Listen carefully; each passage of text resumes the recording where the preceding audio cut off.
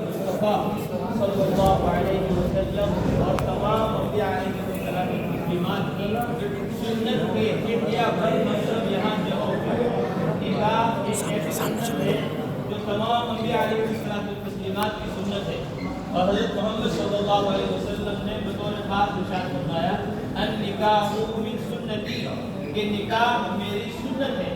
اور نکاح اس لیے کیا جاتا ہے تاکہ آدمی کے اندر تقوی پیدا ہو، اللہ کا ڈر، اس کا خوف اس کے اندر آئے۔ ابھی خطبہ پڑھا جائے گا، خطبے کے اندر جو آیتیں ہیں ان آیتوں میں اللہ تعالیٰ نے پوری انسانیت کو تقوی کی دعوت دی۔ فرمایا یا ایھا الناس اتقوا ربکم، اے لوگوں اپنے رب سے ڈرو۔ رب کون ہے؟ الذی خلقکم من نفس واحدہ، جس نے تم سب کو ایک جان سے آدم علیہ السلام سے پیدا کیا۔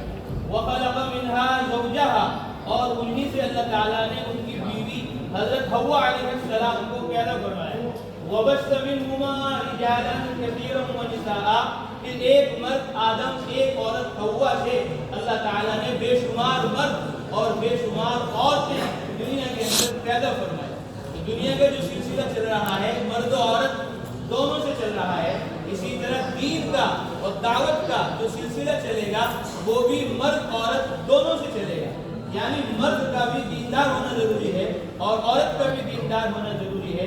دلہا بھی اللہ کا ڈر خوف اپنے اندر رکھے اور دلہن بھی اپنے اندر اللہ کا ڈر خوف رکھے۔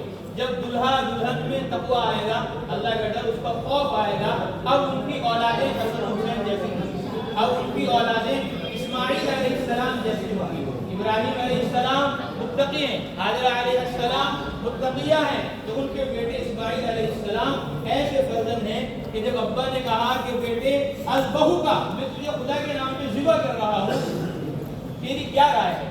تو حضرت اسماعیل نے فوراً فرمایا یا ابت افعل ما تؤمر، ابا آپ کو جو اللہ کی طرف سے حکم ملا ہے آپ اس کو پورا کیجیے۔ ستجدنی انشاء اللہ من الصابرین، اللہ نے چاہا تو آپ مجھے صبر کرنے والا پائیں گے۔ آپ میرے ابا ابراہیم صابر ہو، میری اماں ہاجرہ صابرہ ہے، تو میں کیسے بے صبر ہو سکتا ہوں؟ جب آپ اللہ کے حکم پر قربان ہیں، میری والدہ اللہ کے حکم پر قربان ہیں، تو میں آپ کی اولاد ہوں انشاءاللہ من الصابرین، میں بھی صبر کرنے والوں میں آپ ہی کی جماعت کا ایک فرد ہوں، آپ ہی کا خون میری رگوں کے اندر دوڑ رہا ہے، تو میں کہاں خدا کا نافرمان ہو سکتا ہوں؟ تو اس لیے دلہن بھی اور دلہا بھی خدا کے خوف کو اپنے اندر پیدا کریں گے، پھر ان کی اولادیں دیندار ہوں گی، سنت و شریعت کی پابند ہوں گی۔ جس طرح نکاح سنت ہے اسی طرح ہمارا چہرہ وہ بھی سنت کے مطابق ہونا چاہیے، ہمارا لباس وہ بھی سنت کے مطابق ہونا چاہیے۔ یہ نہیں کہ نکاح کو سنت کے مطابق کرو اور جنازہ کو سنت کے مطابق پڑھاؤ اور چہرہ اور لباس، شادی اور غم وہ یہود و نصارہ کے طریقے پر کرو، اس کی بالکل شریعت میں اجازت نہیں ہے، گنجائش نہیں ہے۔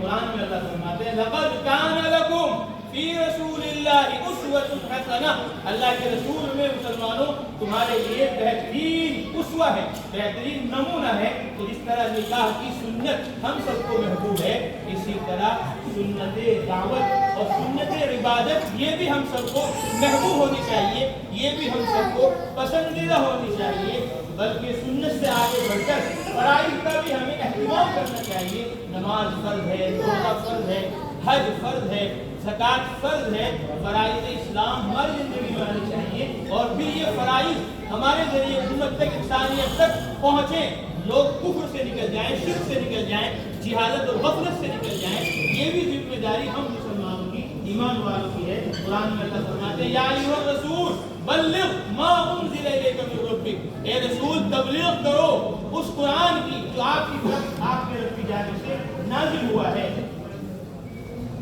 جس طرح حضرت محمد صلی اللہ علیہ وسلم کی سنت نکاح ہے، یہ سنت نکاح کی ہم تک جو پہنچی ہے وہ تبلیغ کے ذریعے پہنچی ہے، دعوت کے ذریعے پہنچی ہے۔ اس دعوت میں، تبلیغ میں آج ہماری طرف سے بہت کوتاہی ہے، خاص طور پر ہماری طرف سے۔ حضرت مولانا الیاس صاحب نور اللہ مرقدہ فرماتے ہیں کہ پہلے بھی دین کا کام اور دعوت کا کام، تبلیغ کا کام سادات سے ہوا ہے اور آئندہ بھی سادات ہی سے ہوگا۔ حضرت محمد مصطفیٰ صلی اللہ علیہ وسلم کی آج اور ان کی اولاد اگر سنت پر عمل نہیں کرے گی، شریعت پر عمل نہیں کرے گی، عبادت اور دعوت کو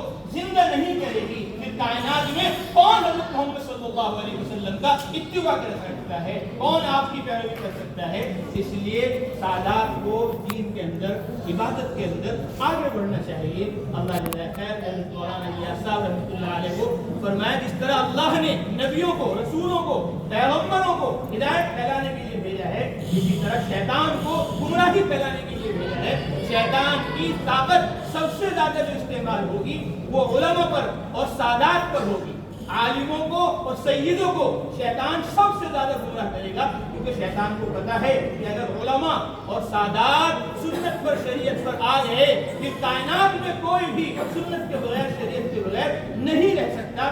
इसलिए शैतान की सारी कोशिशें वो उलमा पर और सादात पर है। इसलिए उलमा को भी और सादात को भी चाहिए कि वो सुन्नत शरीयत को आलम में फैलाने के लिए बता दीजिए। एक गांव में, देहात में हम लोग गए तो वहाँ हमने बयान किया तो बहुत लोग वहाँ खुश हुए और उन्होंने कहा, हज़रत मौलाना आप करेला और नीम चढ़ा, एक तो आप सैयद और दूसरे आप आलिम, सैयद होकर, आलिम होकर आप गश्त कर रहे हैं, मुलाकातें कर रहे हैं, लोगों को समझा रहे, बतला रहे, जन्नत की तरफ, आखिरत की तरफ बुला रहे। मैंने कहा ये अल्लाह का फज़ल है, उसका इनाम है, उसका करम है कि हमें अल्लाह ताला ने हज़रत मोहम्मद सल्लल्लाहु अलैहि वसल्लम की आज में भी पैदा फरमाया। और आप सल्लल्लाहु अलैहि वसल्लम जिस काम के लिए दुनिया में आए थे, उस काम के लिए भी अल्लाह ताला ने हमें मुंतखब फरमाया। ज़ालिका फ़ज़्लुल्लाह युतीहि मन यशा, ये अल्लाह का फज़ल है, जिसको चाहता है वो अता फरमा देता है। इसलिए इस तरह निकाह की सुन्नत में शहर वाले भी, गाँव वाले भी सब हाजिर हो गए। ऐसा अकरबा भी